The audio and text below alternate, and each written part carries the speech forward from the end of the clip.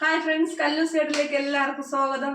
നമ്മൾ നല്ല പഴുത്ത ഏത്തൻ പഴം കൊണ്ട് ഒരു 4 മണി പലഹാരമാണ് ചെയ്യാൻ പോകുന്നത്. ഇവിടെ പഴം കഴിക്കാൻ വേണ്ടി ഇവർക്ക് ഭയങ്കര മടിയാണ്, കല്യാണി ഗേഷനൊക്കെ.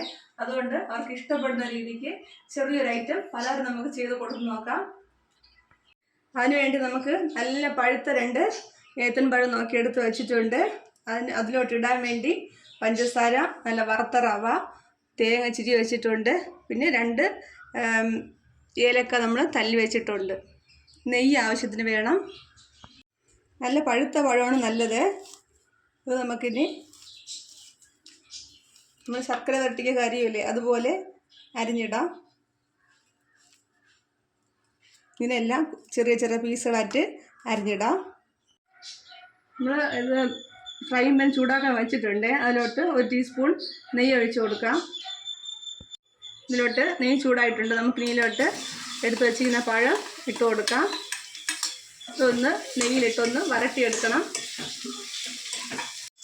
ഇപ്പോൾ ചെറിയ തീയിലിട്ട് നമ്മളൊന്ന് വരട്ടിയെടുത്തിട്ടുണ്ട്. ഇനി നമുക്കിതിലോട്ട് പഞ്ചസാര ഇട്ട് കൊടുക്കാം.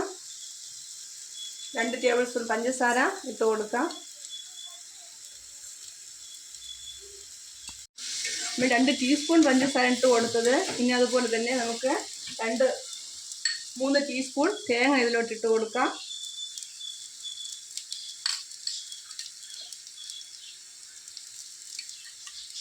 തേങ്ങ നല്ല മൂപ്പിച്ചെടുക്കുകയൊന്നും വേണ്ട, ചെറിയ രീതിക്കൊന്ന് ചൂടാക്കിയാൽ മതി.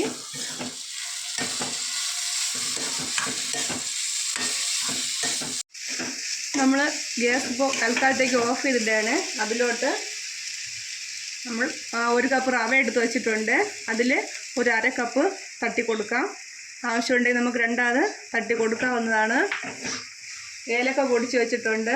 ഇവർക്ക് അധികം ഏലക്ക ഇഷ്ടമില്ലാത്തതുകൊണ്ട് ഞാൻ കുറച്ച് ഏലക്കയെ ഉപയോഗിക്കുന്നുള്ളൂ. നല്ലപോലെ ഇതിനെ ഇങ്ങനെ ഉടച്ചെടുക്കാം. നമ്മൾ ചെറിയ തീ വീണ്ടും കൊടുത്തിട്ടുണ്ട്. ജസ്റ്റ് ഇതിനൊന്ന് ചെറുതായിട്ടൊന്ന് ചൂടാക്കി തീ ഓഫ് ചെയ്യാം. ഇതിലോട്ട് കുറച്ച് 1 നുള്ളു ഉപ്പും കൂടി ചേർത്ത് കൊടുക്കാം. നല്ല ഇനിപ്പുണ്ട്. മധുരമൊക്കെ ആവശ്യത്തിനുണ്ട്. അതുകൊണ്ട് നമ്മൾ വീണ്ടും മധുരമൊന്നും ഇട്ട് കൊടുത്തില്ല.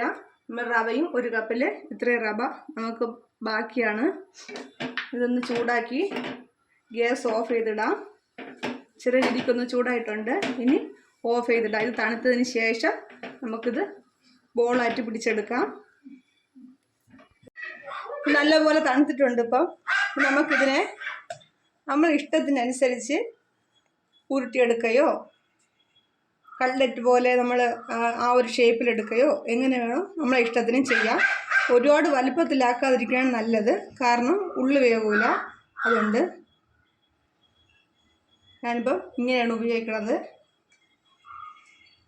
നമുക്കിതെല്ലാം അതുപോലെ പരത്തിയെടുക്കാം. നമ്മളെല്ലാം പരത്തിയെടുത്തിട്ടുണ്ട്. നമുക്ക് പാത്രം ചൂടാക്കാൻ വെച്ചിട്ടുണ്ട്. അതിലോട്ട് നമ്മൾ വെളിച്ചെണ്ണയിലാണ് ചെയ്യണത്. വെളിച്ചെണ്ണ ഒഴിച്ച് കൊടുക്കാം. അങ്ങനെ എണ്ണ ചൂടായിട്ടുണ്ട്. അതിലോട്ട് നമുക്ക് പരത്തി വെച്ചിരിക്കുന്നത് ഇട്ട് കൊടുക്കാം. ഒരുപാട് കട്ടിക്ക് പരത്തണ്ട, കാരണം ഉള്ളു വേവൂല.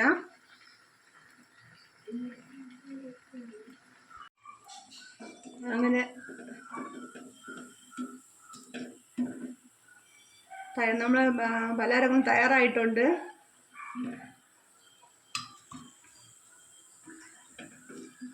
പഴം ഇതുപോലെ വരട്ടി വെച്ച് നമുക്ക് ഇലയപ്പത്തിലേക്ക് വെച്ച് അവിക്കാനും കൊള്ളാം.